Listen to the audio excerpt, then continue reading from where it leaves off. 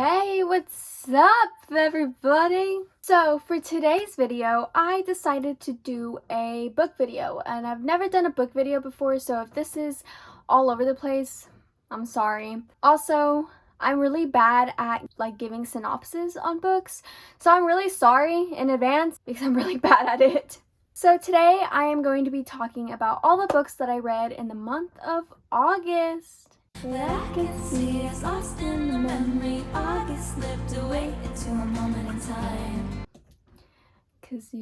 It was never mine. I messed up the lyrics, sorry Taylor. So yeah, today I'm going to be talking about all the books that I read in August. So I guess let's get started. This month, or not this month, September now. Last month was a really good reading month in my opinion. I read a lot of good books. I had two flops.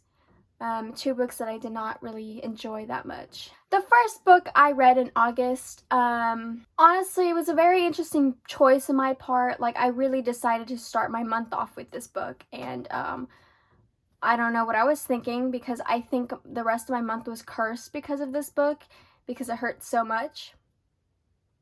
And that book was A Little Life. Before I start talking about this book, if you plan on reading this book, I really recommend reading the trigger warnings.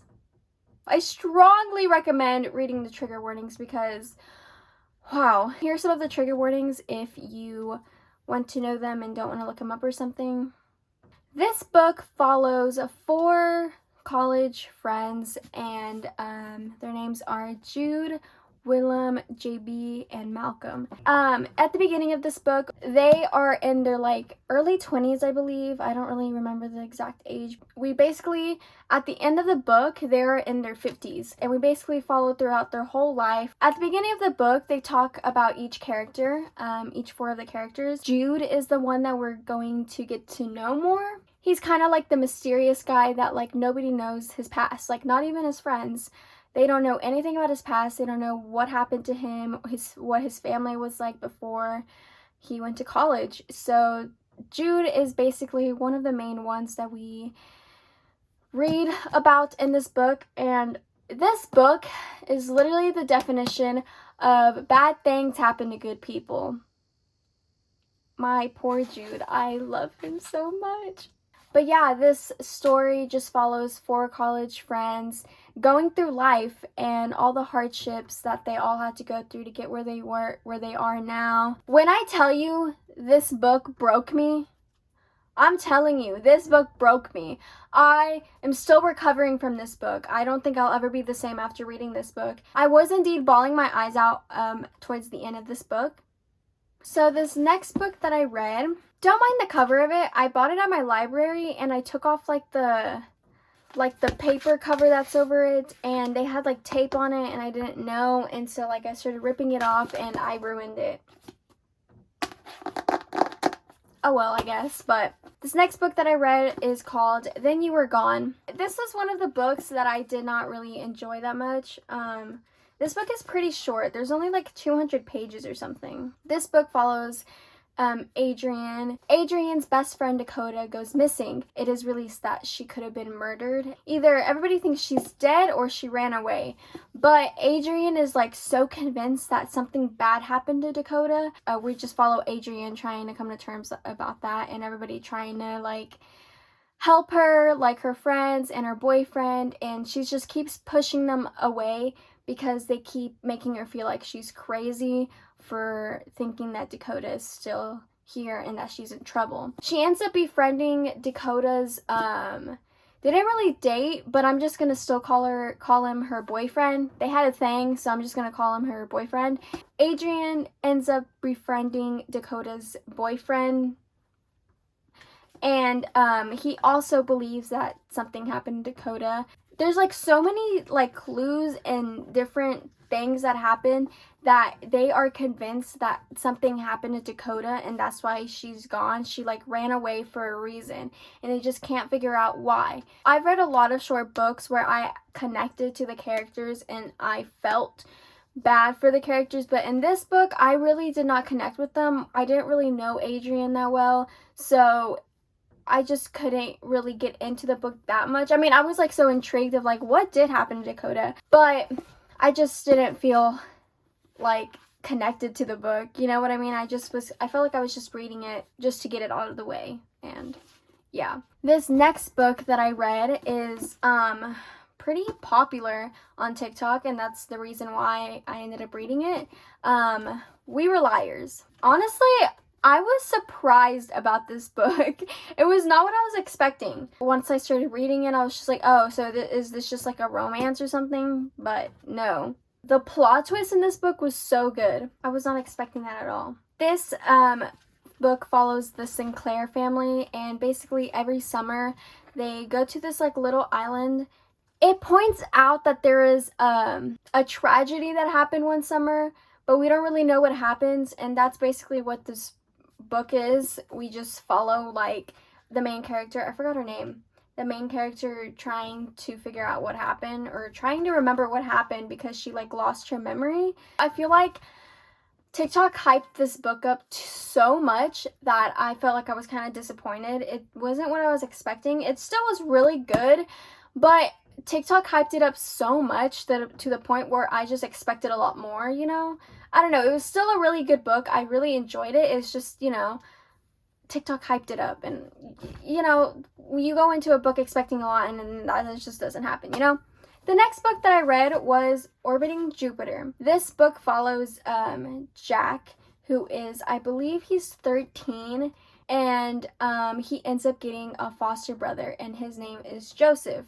Joseph was taken away from his father because his father was abusive, and he's been in the foster care system, and he's known for running away from all his foster homes, and so they take him to a new one, and basically this story is so heartbreaking because it's just follows Jack and his parents trying to get Joseph to trust them. I forgot to mention this. I'm so dumb. Joseph is 16, I believe, by the time he goes to Jack's family, and at the age of 14, I don't remember the exact age, 13 or 14, he became a father to a little girl named Jupiter, and this family is aware of everything that happened to to Joseph. So once Joseph finally opens up to them and lets them in, he asks them for help. He asked Jack's parents for help to find his daughter because he has never met her and he wants to meet her so badly. Okay, so this next book, I feel like I'm gonna get yelled at for it. The next book I read was The Picture of Dorian Gray. And this was the other book that I was saying that I didn't really enjoy. Please don't kill me. I didn't enjoy this book because, first of all, so much misogyny in it. I don't know about you guys, but I don't like reading books with men who just talk down on women. I just couldn't. But also that long, like, chapter, I don't even know if it was a chapter, but like that random awkward section where it's just full of like unimportant things. I was very bored throughout this book. It honestly wasn't what I was expecting. I thought it was just about a man who doesn't want to grow old. It kind of was, but it kind of wasn't either, and it was just not what I was expecting, and maybe I'll reread it and give it another try. So this next book that I read, It Ends With Us. Going into this book, I thought it was just going to be like a cheesy romance, like a little love triangle or something. That is not what happened. It was not what I was expecting. I honestly didn't know if I was going to like it or not, but I love this book. So this book follows Lily, who is in her mid-20s, I believe. She just got out of college.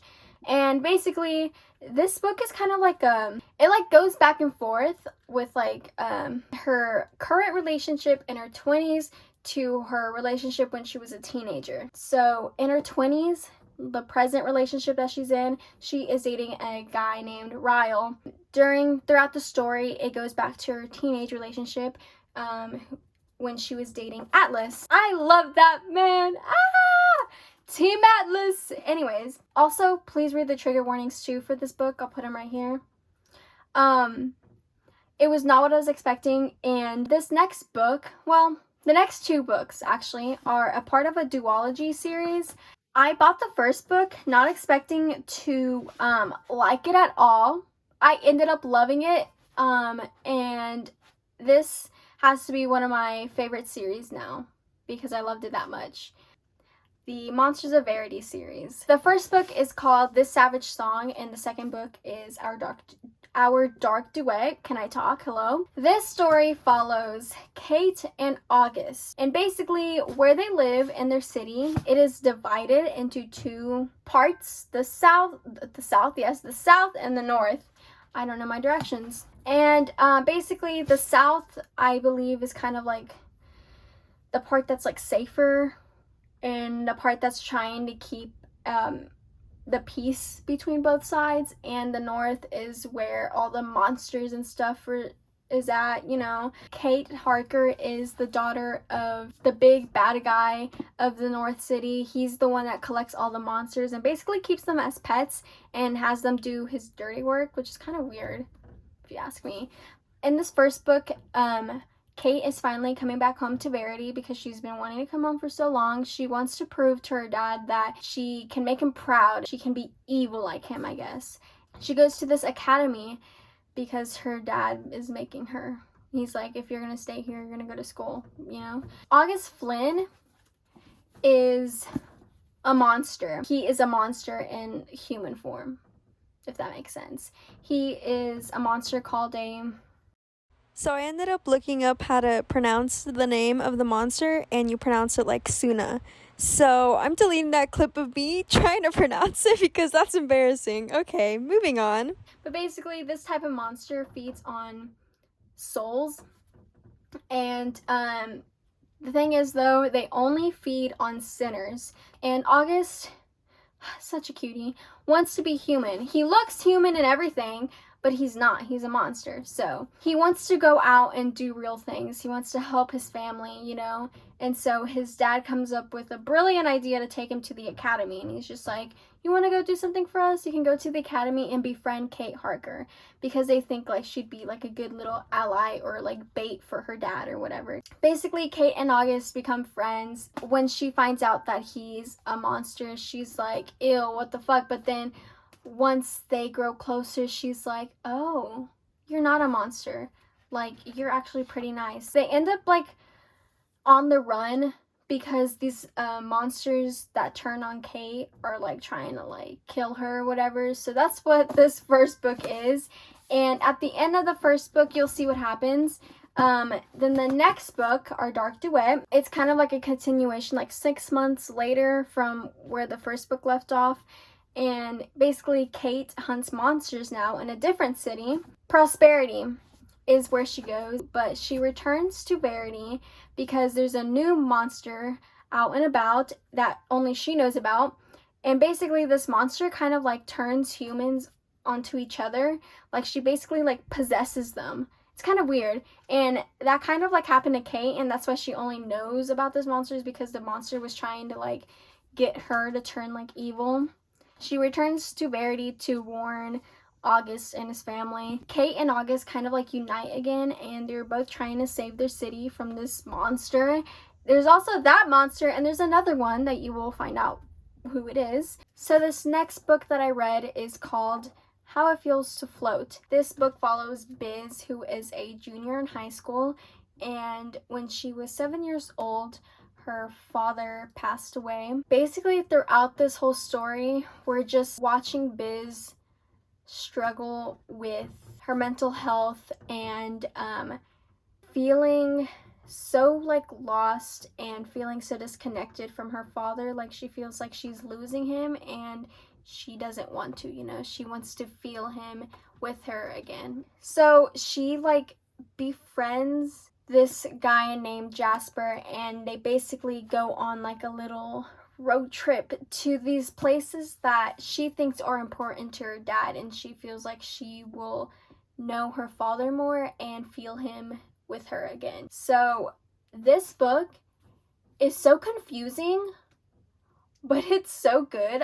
The way they talk about mental health and specifically like dissociation, wow, like it's so good. I felt so confused throughout the book, and I don't know if I'm like interpreting this right, but I feel like that was good that I was confused along with Biz, because throughout the book she like dissociates and there's like moments in her life that she just doesn't remember, and I love the way it is told because we're confused along with her. We're like, wait, what? That happened? Like, that didn't happen. Like, we saw Biz's perspective and not what actually happened, and it's so good. So those were all the new books that I read this month, and I'm going to be talking about some of the books that I reread. I don't know why, but towards the end of August, I decided to reread a lot of books that I read in the past. So I decided to reread the Heroes of Olympus series, and I have these 2 books right here. I need to return them. I only have the 2nd and the 3rd book because I checked them out in the library. This series is centered around Greek mythology, so if you're into Greek mythology, I recommend reading them. So basically, this is like a spin-off to the Percy Jackson and the Olympian series, and it has Percy Jackson and all his friends, but it also has new heroes. But basically, Hera, the goddess, goes missing, and she basically has this whole like little plan to unite these 2 camps. And you know how there's Camp Half-Blood with demigods of like Greek gods, you know. There's also another camp called Camp Jupiter with demigods with the Roman gods though. And basically these 2 camps don't know anything about each other. The Romans and the Greeks never got along, so like, but Hera goes missing and she has this whole plan to unite these camps, and basically she takes 1 hero from each camp. So she takes Percy from Camp Half-Blood, erases his memory, puts him in a random place, and then he ends up at Camp Jupiter. And then she takes Jason from Camp Jupiter, erases his memory, and he ends up in Camp Half-Blood and learns about, you know, basically it'll trade off so the camps can unite. So if you're into Greek mythology and like adventurous things, I really recommend that series. If you read the Percy Jackson series before and wanted more of Percy, I recommend reading the Heroes of Olympus. So yeah. So this last book I'm going to be talking about is another book that I reread. This book is my favorite book of all time. That book is The Perks of Being a Wallflower. I read this book for the first time like 3 years ago, and I now have 2 copies of it.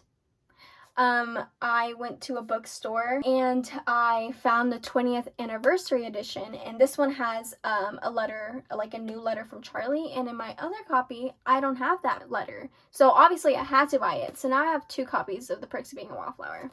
This book follows Charlie, who is about to be a freshman in high school, and before he started high school his best friend sadly passed away, so he goes into high school with like no friends. He's trying to find a new little group that will accept him, you know? And that's when he meets Patrick and Sam. And Patrick and Sam are these 2 seniors who kind of like take him in under their wing and kind of show him what high school is all about, you know, and what friendship is. We basically follow Charlie, Patrick, and Sam and their little friendship and all like the things that go through. And also we find out that Charlie went through something so terrible when he was younger and how that affected him in the long run. And it's so sad and heartbreaking when you find out what happened to him. And I just love the way this book is written. Also, it's kind of like in a letter format, as you can see. He always addresses it as dear friend. He basically found a random address in the phone book, and he's basically writing letters to this random person. I love this book with all my heart, and the movie I also loved. So if you've seen the movie, you will definitely love this book. My favorite book of all time. I love it so much. Should I reread it again, guys?